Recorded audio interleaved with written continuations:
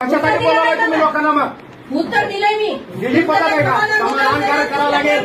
दबाखाली याला बस त्याला बस त्याला बस त्याला बस ही काय पद्धत आहे तुमची? कायदेशीर कारवाई करा आमच्यावर तुम्ही. तुम्हाला मी समाधान होत नसेल त्याचं त्याला मी काही करू शकत नाही. मी तुम्हाला उत्तर दिलेलं आहे. मी उत्तर दिलेलं आहे. तुम्हाला जर वाढवायचं असेल विषय तर तुम्ही वाढवू शकता. तुम्ही माझ्या याच्यामध्ये डिस्टर्ब करू नका. तुम्ही बसून जा तुम्ही.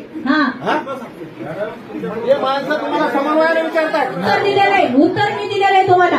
समाधान करावं लागेल. उत्तर दिलं म्हणजे काय? ही काय पद्धत आहे? त्याला मी काही करू शकत नाही. मी तुम्हाला सांगितलंय अधिसूचनेच्या पुढे मी जाऊ शकत नाही. माझ्या अधिकारात दादागिरी तुमची आहे. तुमच्या मेसेज दाखवू का मी? तुमची दादागिरी आहे. दादागिरी तुमची आहे. तुम्ही दादागिरी करता. कोणी बोलायचं नाही म्हणजे काय? तुम्हाला हुकुमशाही वाटली नाही? बोलायचं नाही म्हणून तुम्हाला काय एवढी आग लागली? लोकांचे तोंड दाबतात का? बोलू द्या ना. तुम्हाला काय एवढं अधिकारी झाले म्हणजे लोकांचे तोंड दाबायचे का? तुम्ही दाबायले. काय पद्धत आहे तुमची पद्धत बरोबर आहे का? ते माणसं तुम्हाला प्रश्न विचारतात. त्या प्रश्नाचं उत्तर द्या. समाधानकारक द्यायचं सोडून तुम्ही बसा मी सांगितलं, तुम्ही बसा मी सांगितलं, ही काय पद्धत आहे? उत्तर दिलं ना. तुम्ही शासकीय अधिकारी आहात.